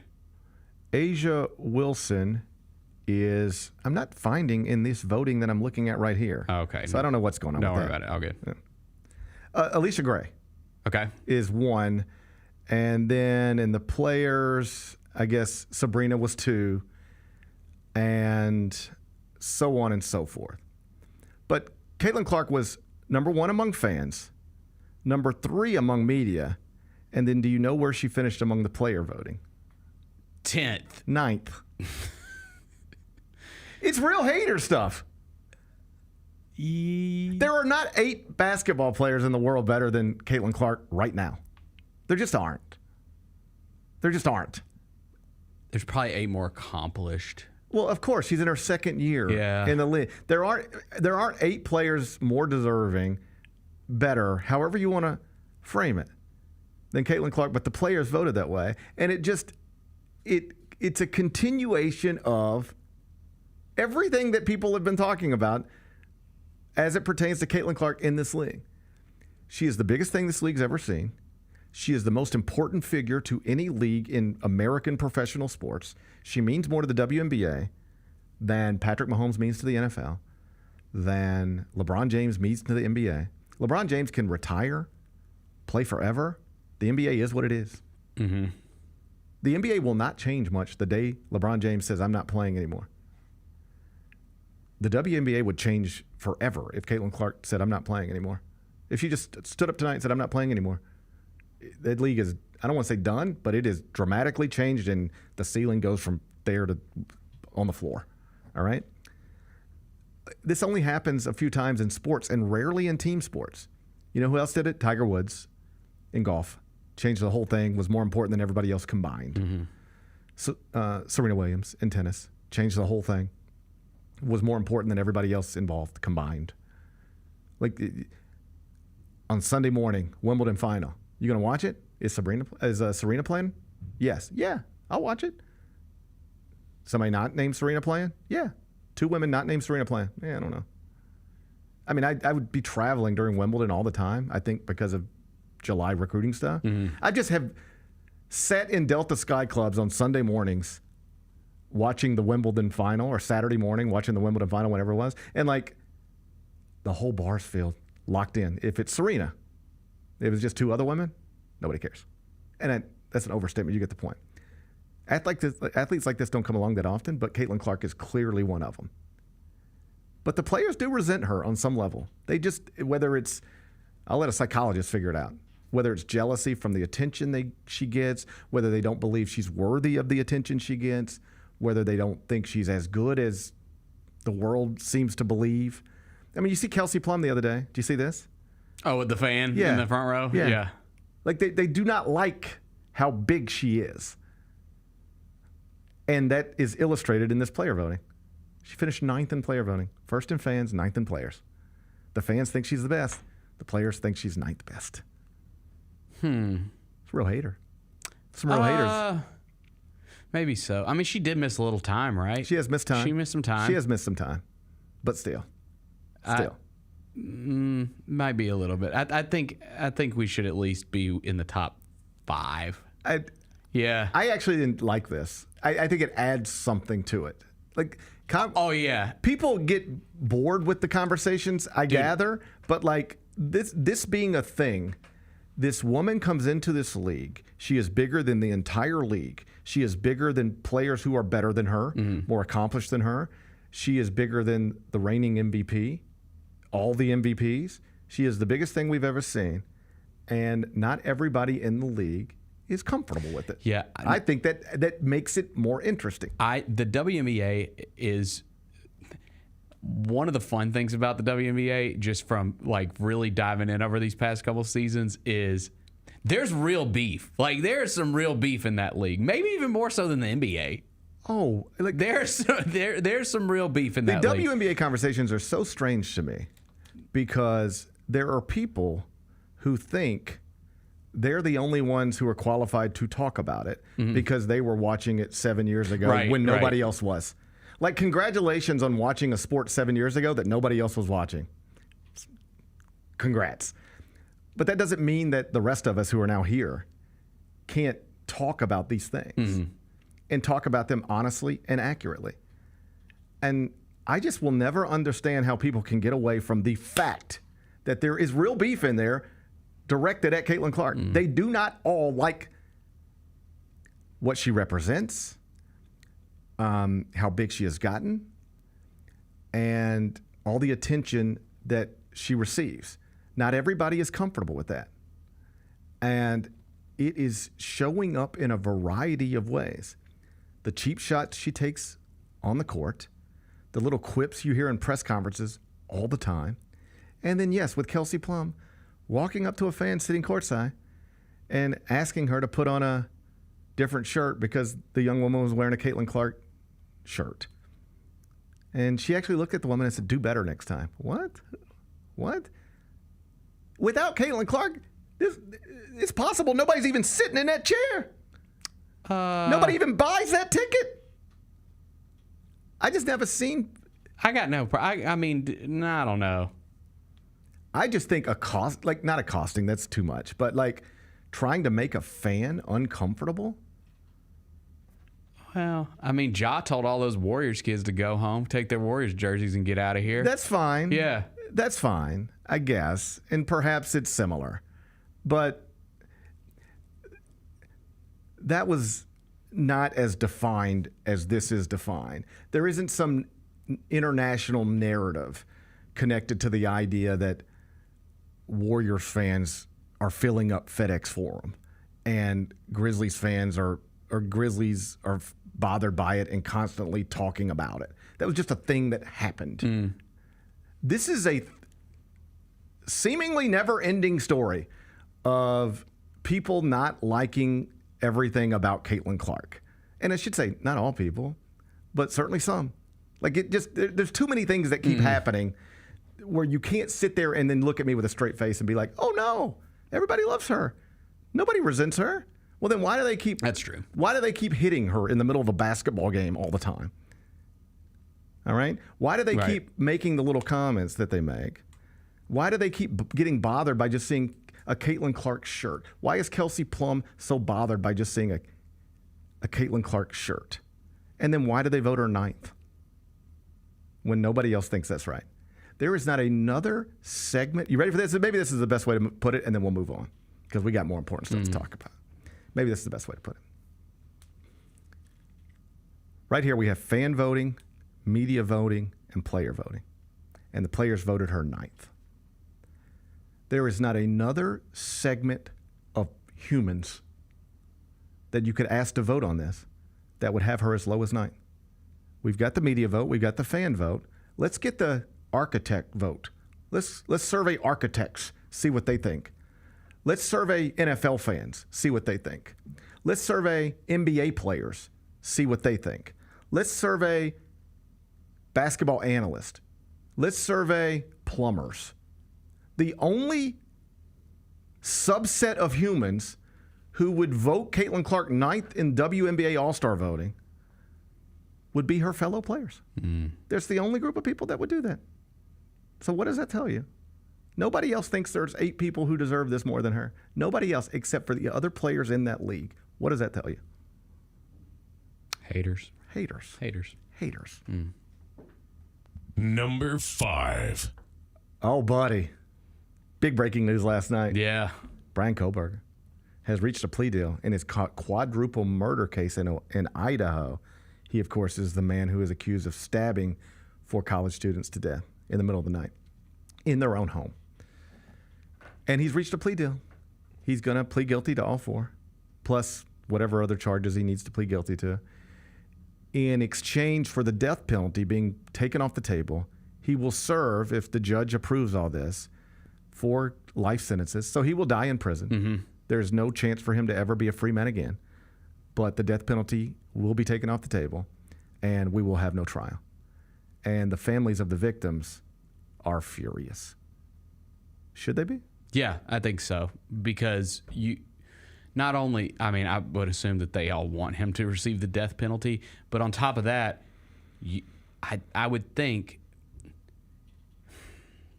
if you're one of those people, if you're one of those kids' parents that was stabbed to death by this guy, you want to be in that courtroom. If it's me, I want him to have to face the music, right? Like, I want you looking at me every single day of this trial. Mhm. Like, you know what I'm saying? Yeah. And they don't get that now. Right. They don't get, they're never going to see him again. Like and maybe some wouldn't want to, but I would think that most of those parents, and why they're mad, because they want this guy to have to look at them and what he did and to face the music. And now he doesn't have to face anything. I mean, he's going to prison the rest of his life. He knew he was going to do that anyways. Yeah, the evidence had just piled up on him. Yeah. Where there's no getting away with this. I mean, it's cell phone data. His DNA's in the house. His DNA is on the cover of the knife. Like, there's a murder weapon, and the thing that goes on the knife, the sheath, is that what they call it? A sheath, yes. Yeah. His DNA's on that. It was left at the crime scene. Mm-hmm. I mean, it's game, set, match. You're done here. But still, I gather from just reading the family's statements last night, they wanted to go through the process. They felt like the trial and the conviction and the death penalty would provide closure. And now this man will, spend the rest of his life in prison, but may live to be 90. Mm-hmm. My daughter didn't live to see 20. And I think a lot of these. Why does this guy get 90? Right, and I think in a lot of these, I'm not sure of this one specifically, but like, doesn't typically if a conviction happens, don't they let the family members, some of them, go speak and they even talk to the guy? And they'll have that opportunity as well. Okay, they will get that. They will have the opportunity to speak in court in his presence. In his presence, okay.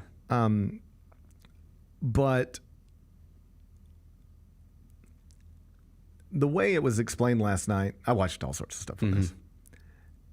Because I think your initial reaction, at least mine was, is like, if the family's upset, that's not okay. You should talk to them about this. They're the only, I don't want to say they're the only ones, but they, on some level, are the people who have the most invested in this in terms of stuff they're going to be carrying around with them for the rest of their lives. Like, their babies were murdered, stabbed to death. Losing a child, impossible. But to lose one that way, right? I mean, your little girl's off at college, and she just, by all accounts, just having a normal night. Stabbed to death in her bed. I don't know how you I don't know how you deal with right. that. I guess they make a lot of drugs. You gotta. I don't know how you deal with that. And so, reasonable people could want different things, I think, as it pertains to how this plays out. Somebody could just fundamentally be against the death penalty, right? Somebody could just be like, I don't mind the death penalty being taken off the table because I'm against the death penalty. Somebody else could be like,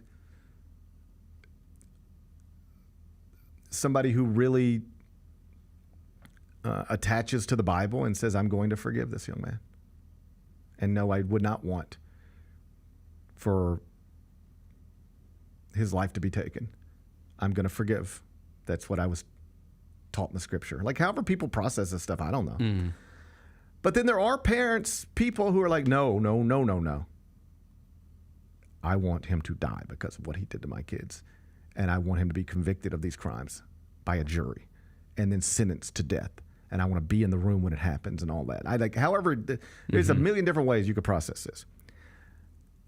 The thing that bothers me the most, I think, is that by all accounts, the prosecution here, the people who cut this deal, they didn't consult the families at all. I think you at least got to have a conversation with them. I do too. Maybe you have a conversation with them and you try to convince them why what you're doing is the better thing. You say things like, we believe we could get a conviction, but you never know. You never know. And so if we can take this man off the streets forever, then that's a win. And because you never know what a jury will do. Beyond that, I know you think you wanted to sit through this trial. You didn't want to sit through this trial. You didn't want to hear every day, over and over again, what happened to your little girl. You didn't want to see these pictures that they're going to have to show in the courtroom. You didn't want to hear some of the things you're going to have to hear. I know you think you wanted that, but you didn't want that. We're saving you all of that trauma and heartbreak. You didn't want to relive this the way you think you did. I know this. I'm a prosecutor. I've been doing this for a long time. I've sat with families like you, and I know this is an extreme case and the most public and most visible case I've ever been a part of. But I'm telling you, you're not the first family who thinks you want to go through this trial. You don't want to go through this trial. We're helping you here, whether you know it or not. Try to convince them. And then if they put their foot down and say, no, I do not want this plea deal, it goes against everything I stand for, well, then you got to have some hard conversations and make a decision ultimately. But I think you got to have the first conversation because you can at least maybe bring them around to your side. I think so too. To just, I mean, the way it's reported, they sent them a letter. I'm assuming like an email or something. And it's just like, hey, this is what we've done. And they were blindsided by it. I would be...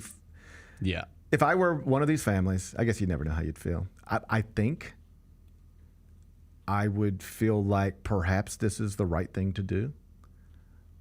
But I am wildly offended that you didn't think you needed to talk to me about it. It was my daughter who was murdered in that home. Mm-hmm. I know I don't have final say, but I should have a voice. You should have talked to me. I think that's a totally reasonable opinion to have.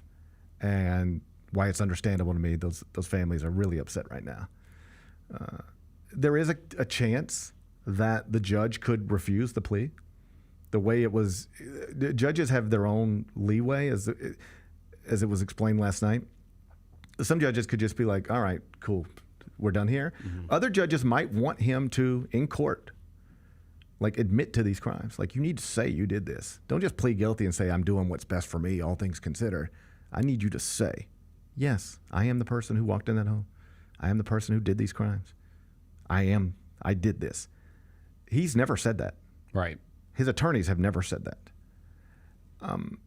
Some judges might say, we need to hear that. And if he refuses to say it, then they could blow up the whole thing. I heard one attorney talking last night on TV, and he said, negotiating the plea deal is the easy part. It's just conversations between lawyers, really, judges. When you put the client in front of the judge, well, that client can say whatever they want to say, and they are at least capable in that moment of blowing the whole thing up by not saying the right things or refusing to cooperate or going off script. Or you could get him up there and say, Mr. Kohlberger, do you understand the plea deal? And he says, no, I don't understand it. And now we're blown up, right? So this isn't done, but it seems headed that direction. And just a weird ending to a high-profile case. And how do you feel? I thought about this. Brian Kohlberger, he has parents, you know? Like, this is by all accounts, a guy who was just living a normal life, troubled, clearly. But there's the whole story about his father driving to Idaho, and then they're driving back cross country, and this is your son. And the whole time your son's telling you, I didn't do this. I don't know. Like, this is crazy. And I've followed enough stories like these where there's something about the relationship between a husband and a wife, or a husband or a father and a son, or a father and a daughter, or a mother and a son, or a mother and a daughter, where you get real blind spots and you believe things that are unbelievable to most people. I bet you on some level, his loved ones, every time he's saying, I didn't do this. Believe him, yeah. Somewhere they're like, yeah. And so how do you handle this where it's like, oh no, he's going to say he did it. He's going to admit to this. Man. It's just all of it is just crazy.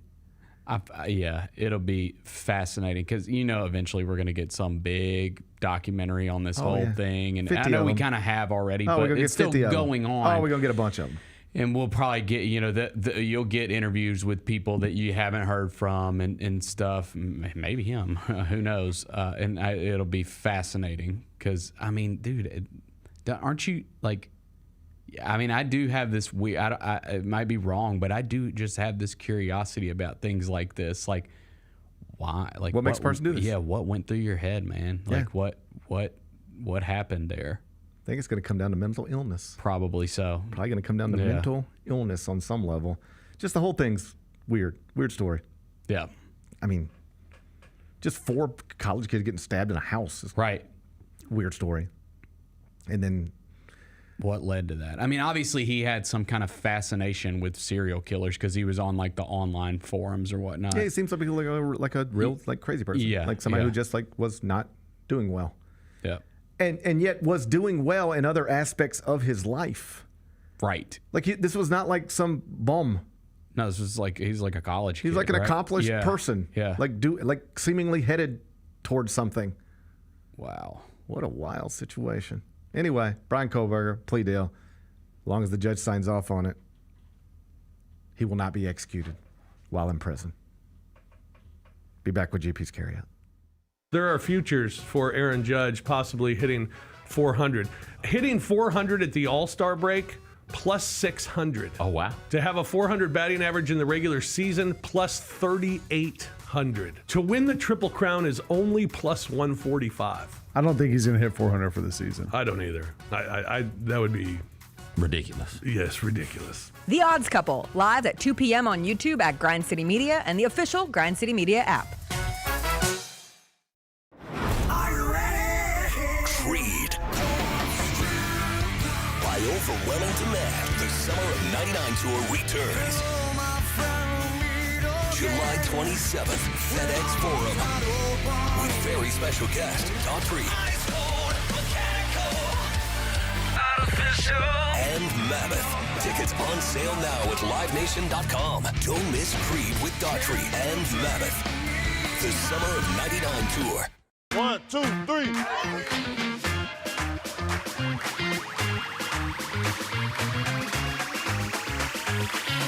Ready, go.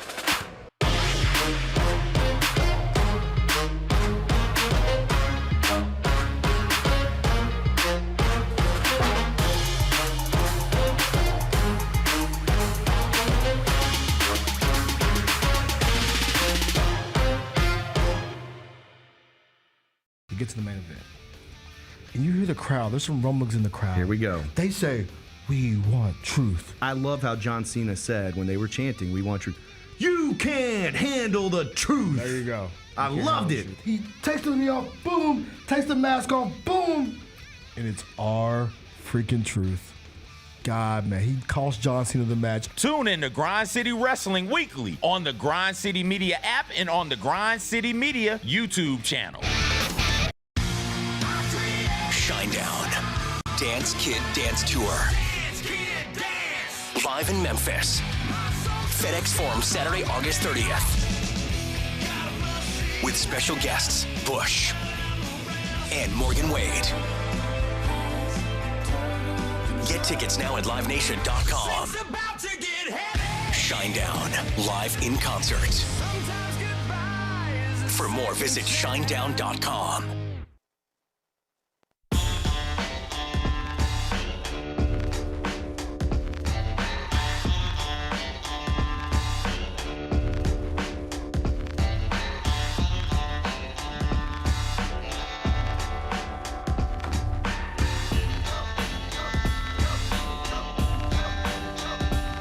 Welcome back, Gary Parrish Show, presented by Ortho South. Let's wrap this up with GP's Carryout. It's time for GP's Carryout. One final segment filled with stuff to take with you.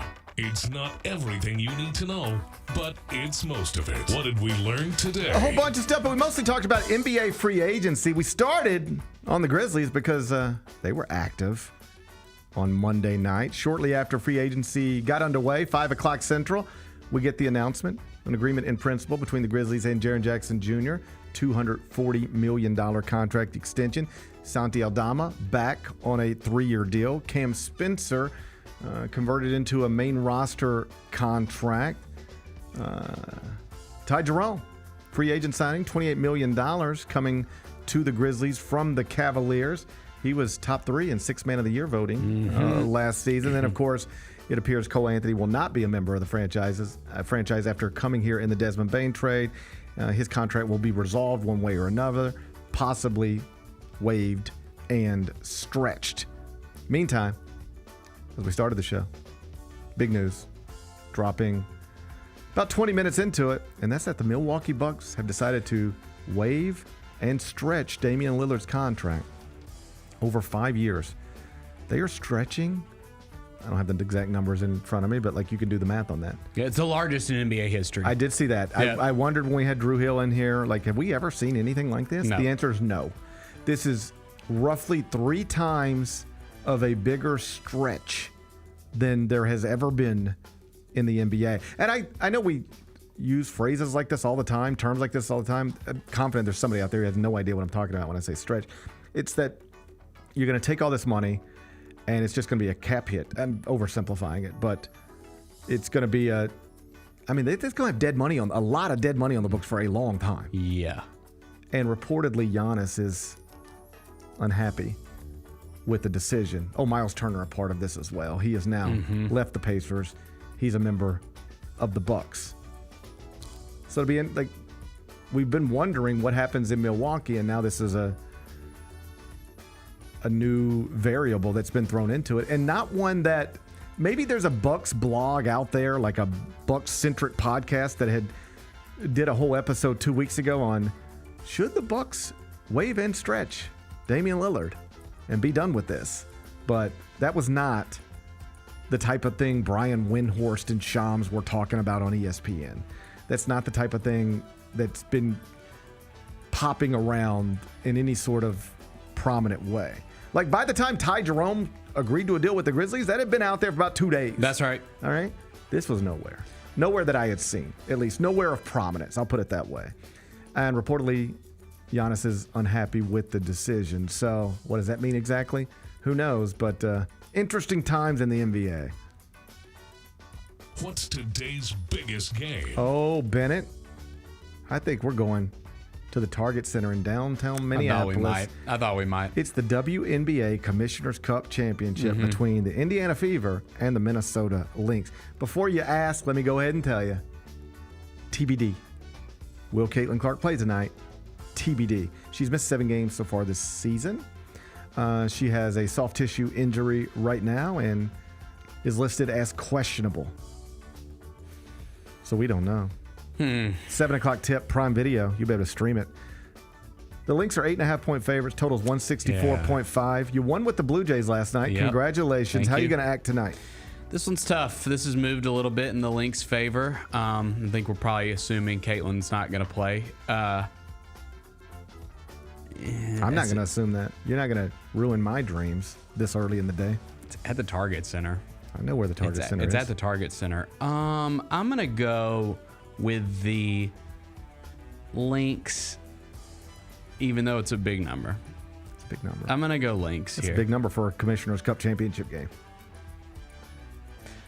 You don't expect to see a number that big in a Commissioner's Cup championship game. I think it was like 5.5 yesterday. That's why I'm like, the fact that it moved. You're not optimistic that Caitlin's going to be on the court. I just feel like I'd like to go Fever just because I want to watch an entertaining game, but I think I'm going to go Lynx. It feels safer. Bennett said it's safer to just lay 8.5 points with the Minnesota Lynx. 7 o'clock tip tonight. Prime Video is where you can watch it. What are we watching on TV? So, I finally watched the Poop Cruise documentary. How was that? Not pleasant. It's the perfect type of thing to put on your television when you're doing other things, and it's just going to be in the background. Yeah. You don't need to pay attention to every word. This ain't Severance. Okay. It's just the Poop Cruise.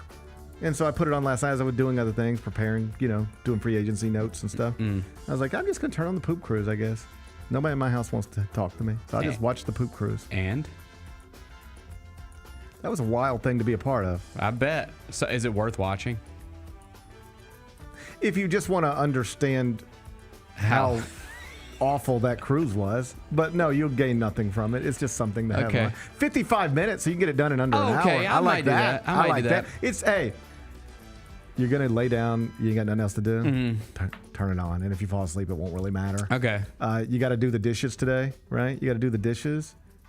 Turn it on. You can do it while you can watch it. It can be on while you're washing. Okay. Dishes. But so this cruise, it leaves out of Texas, maybe Galveston, and it's supposed to just go to Cozumel, let everybody kick it there for a day, then come on back. Okay. They lost power in the middle of I guess now it's the Gulf of America. Yeah. And then the toilet stopped working, and it was really just doo-doo everywhere. That's crazy. At one point, it becomes clear. That seems horrifying. They literally to be a part of. They literally have to go on the intercom system and We are leaving red biohazard bags outside everybody's room. If you need to do a number 2, and that's what they would say, a number 2, then you need to do it in that red bag and then leave it outside of your door. Jesus. All right? This is going on for days. There's one point where they're supposed to go back to Mexico, but then the winds got them knocked off course. And it was like, you're just going to have to go to Mobile, Alabama instead of Mexico. Our best bet at this point is have the tugboats push you to Mobile, Alabama, and we will be there in 3 days. Oh, my God. So at one point, they're like, yo, man, people are mad.